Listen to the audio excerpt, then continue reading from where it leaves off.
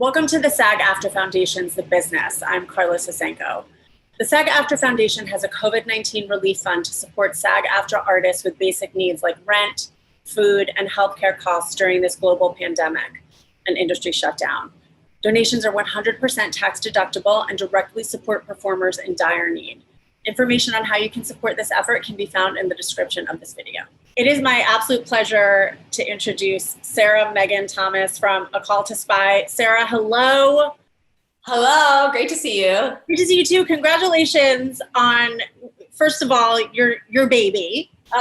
Thank you. Yes. The baby, I had a baby girl named Madison who came home from the hospital Saturday. So movie, move, baby, let's just do it all at once. Two babies. So we're going to talk primarily about your other baby, A Call to Spy, which I had the privilege of watching last night. It is unbelievable. It is incredibly relevant, even though it takes place during World War II. So the very first thing I'd love for you to do for all of our viewers today is just tell us a little bit about your film and specifically how you got interested in not only starring in this movie, but also writing the script and producing it.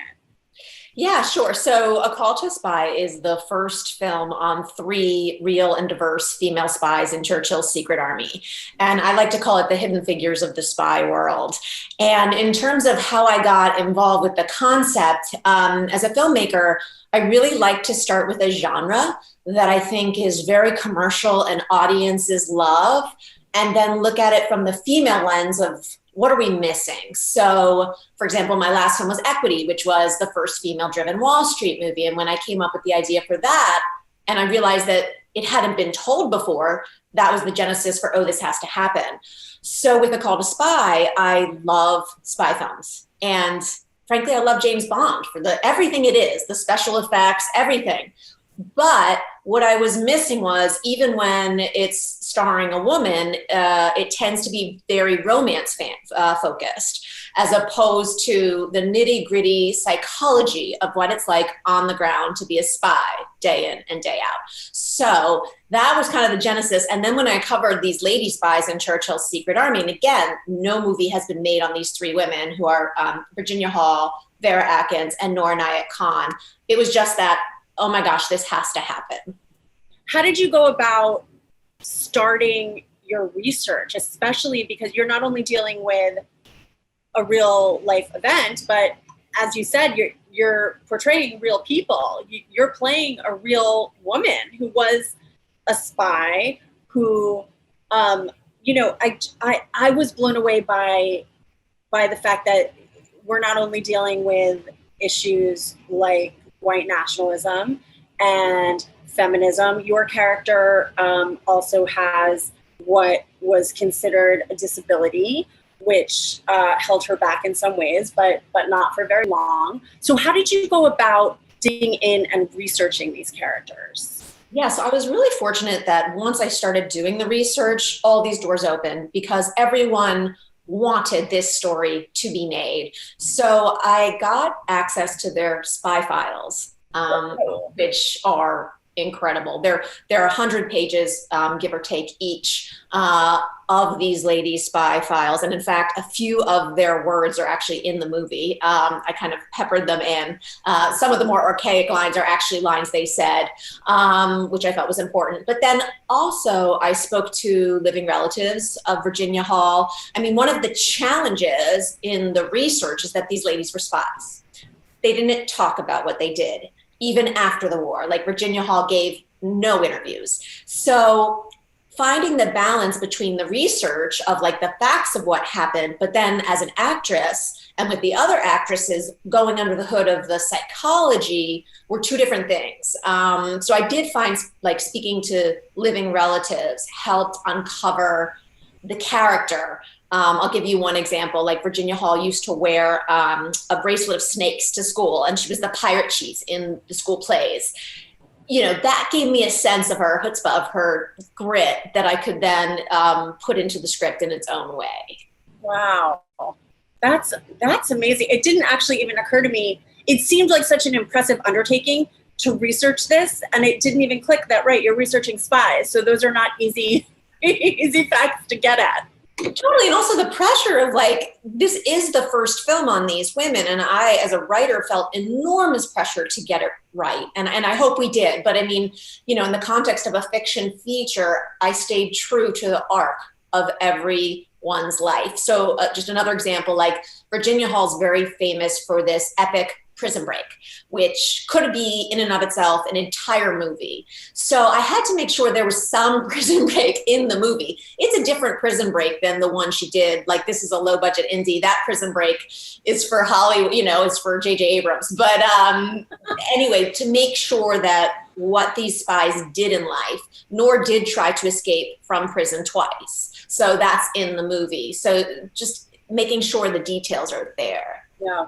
So I want to back up a little bit and talk about the genesis of this film. So it started, you were on the festival circuit. It had its premiere at the Edinburgh Film Festival and then picked up a million awards at lots of other festivals, including the Audience Choice Award at Whistler and the Anti-Defamation League Award at the 2020 Santa Barbara International Film Festival by unanimous vote. So because our viewers are all actors and all either aspiring to, you know, many are probably aspiring to or working on their own projects as well. Can you tell us a little bit about what the festival experience was like, both before and after, readying your film for festival admissions, and then also what happens on the other side of that?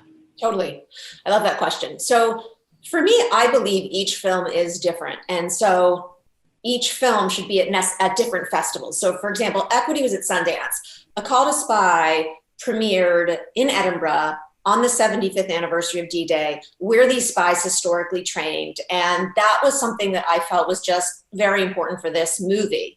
Then, and this is actually for the filmmakers and actors out there, I actually ruptured my Achilles tendon playing the role of Virginia Hall. My leg got weak and I had surgery and I couldn't walk. And then I got a pulmonary clot on the flight to Edinburgh because it was 6 weeks after surgery, almost died and get stuck in London. So all of our festival plans, sales plans went on hold for 6 months. And it was very difficult because I was in the hospital. There was no one to cover. And, you know, there is the pressures of filmmaker. What's the American debut? Like, I wasn't doing those applications. I was trying to survive.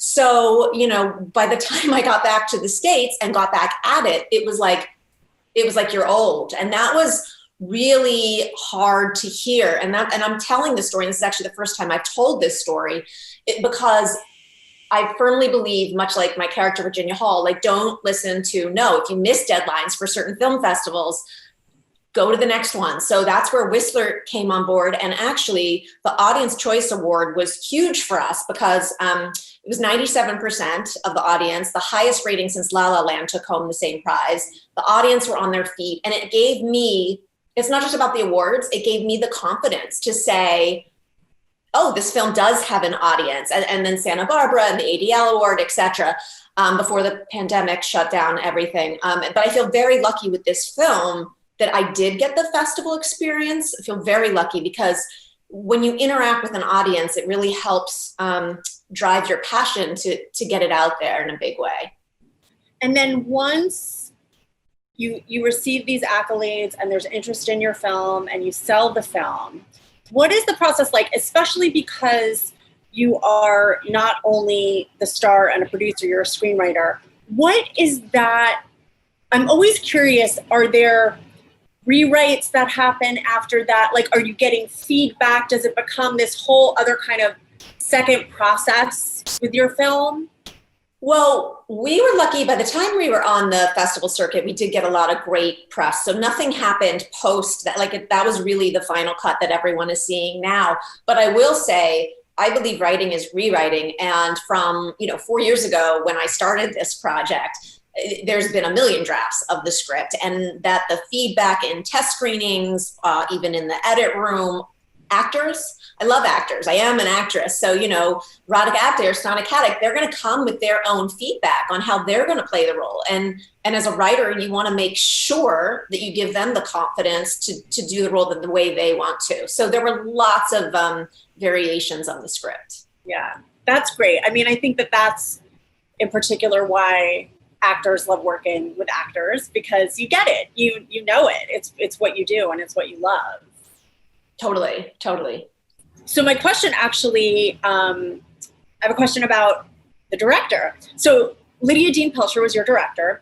So I have always wondered, as a screenwriter, you hand your baby over to a director. And for you, with this film in particular, you're seeing that director every day because you're on set and you're starring in it.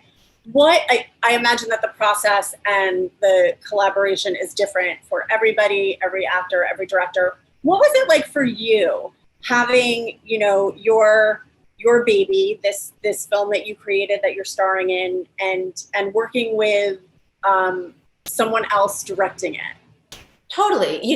Lydia is very collaborative, and it was a very collaborative experience from the moment that I hired her, and I'm very grateful for that. And I believe, and together we hired a lot of women behind the camera as well in other positions, but I believe that acting, producing, writing, it's a team sport, no matter how you look at it. So bringing on another director wasn't Lydia's taking over my vision in any way, shape, or form. And obviously I interviewed a lot of directors, and that had to be part of the difficult conversation. Like, I'm playing Virginia Hall. What do you think about that? If you're not excited about that, no worries at all. Like, we're not the right fit. And it's about finding the right fit of people who have the same vision. The thing with Lydia that was so amazing is, she's a big time producer in her other life. And she produced all of Mira Nair's films, and she's worked globally. She understands the global nature of film, and she's worked big and small. I love that about her. This is a global film. This is a film about 3 women from different nationalities, different religions. They united to resist. So what Lydia brought to the table was her international experience in addition to other things. And it really was a great fit. I mean, in terms of it being international, something that I read, which I was shocked about, was where you filmed. And, you watch the film and you very much have the sense of being in Europe in 1941. And you mentioned before, your budget was not a James Bond budget. So talk to us a little bit about scouting locations, how you decided where you were going to film, and what that experience was like. So that was one of the biggest challenges on this whole project. Where are you going to shoot this film that takes place in London and France in 1941, and you can't afford London and you can't afford France, So I have brought all my films home to Philadelphia, which is where I'm from originally, because I have a network there, because there's a generous tax credit of 25%, which really helps out. So with this film, I started to explore Philadelphia to see if that was even a possibility, because the British settled in Philadelphia. So there's a lot of historic landmarks that are still in place. And in that research process, I uncovered the home of the family that inspired the Philadelphia story on the main line, which is called Ardrossan Estate. And Ardrossan Estate is an exact replica of the family's Scottish mansion, which is very similar to where these spies historically trained, because they trained in mansions. I mean, it's crazy, so that the Germans wouldn't find them. So Ardrossan let us shoot there, which is the first film ever for them to allow, and it was fully furnished with period furniture. So we got all that for just a location fee. Then we shot the basement for the torture and the 3rd floor for France, which we dressed. So that really worked out for Philadelphia. And then the other issue was, how do you do the exteriors of France and Paris? You weren't going to get that in the United States. So we went to Budapest and partnered with a female-run production company called Pioneer Pictures. And that was kind of 10 or 11 days of our shoot, where we got these wide-scale exteriors. And even for the actors out there, the background actors in Budapest brought so much to this film, because there's a history there. There's even like the bone structure. It looks different than if you're American. It's just, genetics. So I really think that was an amazing value add, both on the acting side and on the location side. Wow. Oh my God. That mansion is pretty unbelievable. Yeah. Yeah, if you Google Ardrossan Estate, it's just this, it's a wonderful place, but there's a new book on it too. It's cool. Oh, cool. So you mentioned equity. Obviously, you have a desire to shine a light on specifically women centric stories that have not been known or been told. I'm wondering how hard or easy, or if there's been any change, what is it like to get projects like that off the ground? Have you, as someone who's been in the business, do you see a change in an appetite for films that want to focus on the female experience that hasn't been shown before? Or is it just a matter of finding the right people to kind of have on your team? That's a really great question. And I think it's a little of both. Like, I definitely think, with the Me Too movement and the conversation out there and, women buy 51% of the movie tickets, I think it's a lot easier is the wrong word, but making a female-driven film doesn't have as many obstacles as it might have 15 years ago. I will say that I didn't find the fundraising any easier any time around. And that's been a surprise to me because Equity made a profit. And so I thought, oh, Equity made a profit. Everyone's, I'll be able to just raise this money in a heartbeat. And it didn't, and it took a long time. And so that was a lesson to me that it's not just about being female driven when you go to fundraise. You also have to have a commercial idea that appeals to investors. So it was a different investor set. Like Equity wasn't, the investors were largely women and some men on Wall Street. I did retain a lot of those investors, but this had a slightly bigger budget. So you have to go to who's going to want to finance a film about these female spies. And so with any project, it's about that target audience. Obviously, watching A Call to Spy for me was in some ways traumatic, because they're, seeing photos of it wouldn't I'm a Jewish woman. It wouldn't matter if I were or I weren't, because what happened during World War II and what's happening in this country and in the world right now is affecting all of us. I wonder, is there a particular message or feeling or something? Art just has to be art. I fully believe that. You don't have to have a message. You don't have to teach anybody anything.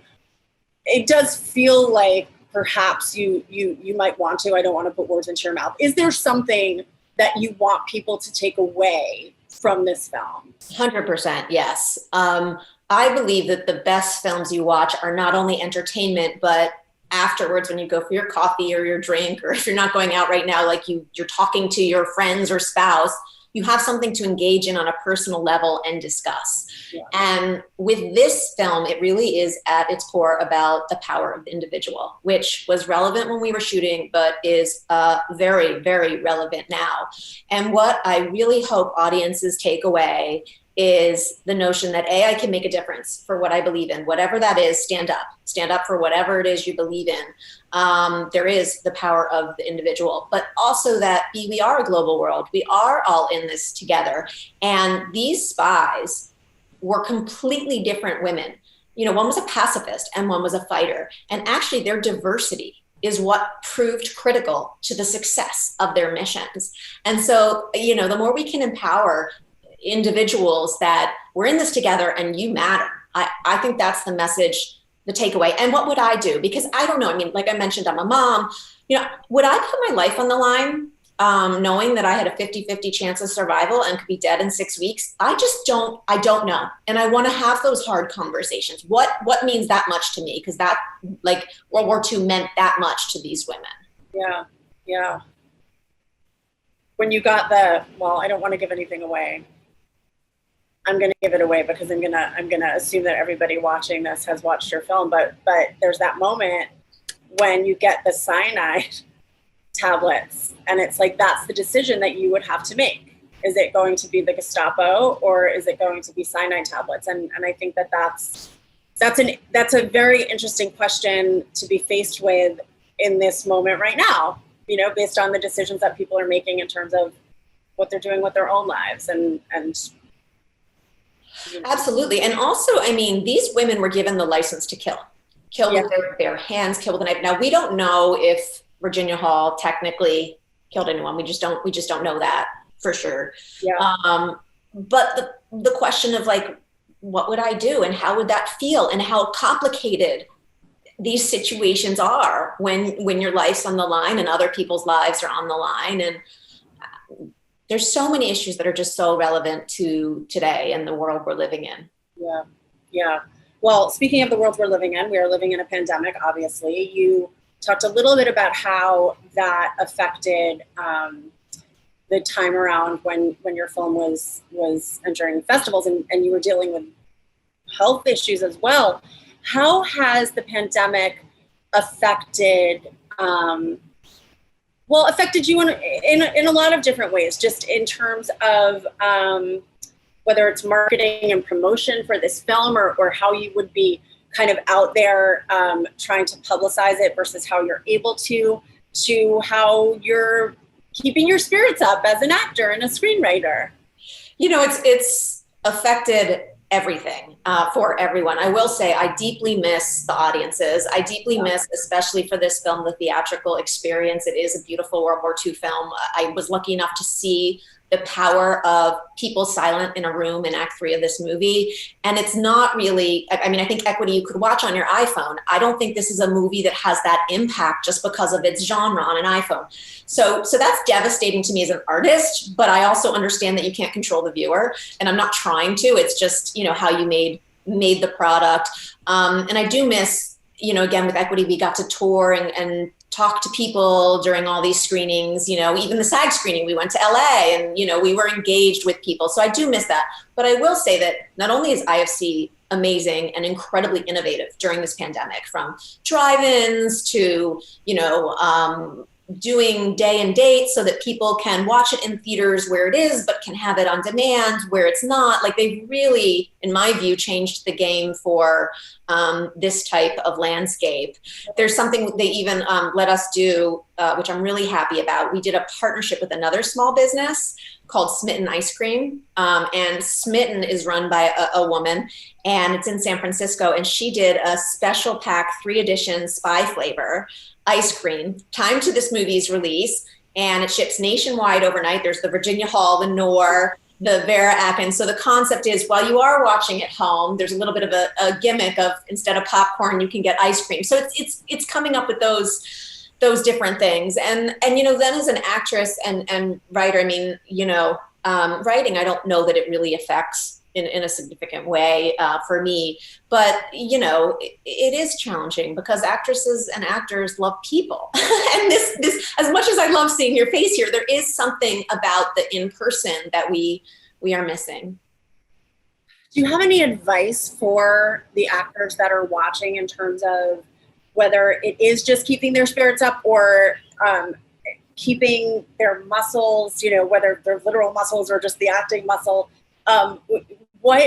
What would you recommend, or is there anything that you do that helps you feel better?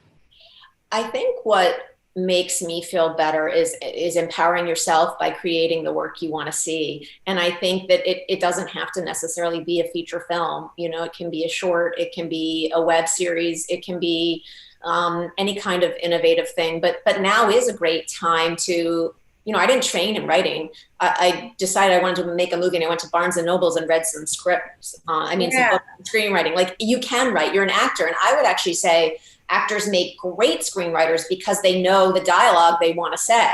So I think now's the time to maybe do that. Yeah, I love that. And I think that that's what we all need. I want to ask you if there's anything that we haven't talked about that we should talk about.